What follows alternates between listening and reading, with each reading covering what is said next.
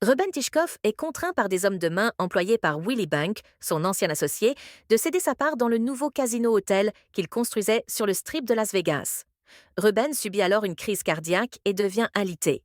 Danny Ocean propose à Bank de réparer les choses, en rappelant son importance historique à Las Vegas et le fait qu'il a serré la main de Sinatra. Mais Bank refuse et achève la construction du casino, qu'il renomme The Bank après avoir rompu son accord avec Ruben. Pour venger Ruben, Danny réunit ses complices et élabore un plan visant à ruiner Bank lors de la soirée d'ouverture du casino. Leur stratégie comporte deux volets. 1. Empêcher Bank de décrocher le prestigieux prix des 5 diamants que ses 4 précédents hôtels avaient obtenus. Saul Bloom se fera passer pour le mystérieux inspecteur chargé de remettre la récompense.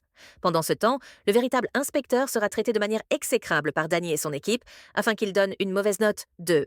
Dérégler les machines à sous du casino. L'objectif est de les forcer à verser plus de 500 millions de dollars en gains. Par la loi, si cela arrivait, Bank perdrait le contrôle du casino au profit de la commission des jeux. Cependant, la surveillance avancée assurée par le Greco Player Tracker, un système biométrique ultra performant capable de détecter la triche, empêche tout sabotage classique. L'équipe prévoit donc d'utiliser un magnétron, déguisé en nouveau téléphone portable offert à Bank pour perturber le Greco. Ils obtiennent également la foreuse ayant servi au creusement du tunnel sous la Manche afin de simuler un tremblement de terre sous le casino, forçant l'évacuation et permettant aux joueurs de partir avec leurs gains frauduleusement obtenus. Problème, la foreuse tombe en panne. Danny doit alors demander de l'aide à Terry Benedict, qu'il a pourtant humilié par le passé.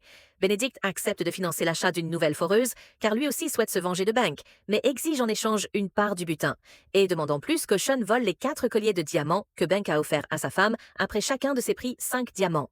Leur valeur dépasse 250 millions de dollars, et ils sont conservés dans un coffre au sommet de l'hôtel. Danny charge Linus Caldwell de se rapprocher d'Abigail Sponder, l'assistante de Bank, pour accéder au coffre.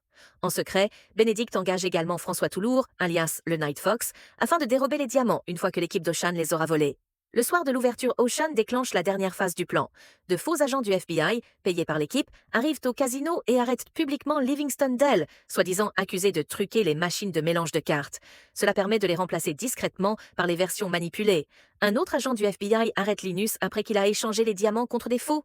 Mais cet agent est en réalité Robert Caldwell, son père, lui aussi impliqué dans le plan. Il tente d'évacuer les diamants par le toit, mais Toulour les intercepte et s'empare du coffret. Cependant, Danny avait anticipé cela. Linus, son père et Bacher, qui pilote un hélicoptère, arrachent le coffret du toit et s'enfuient avec les vrais diamants.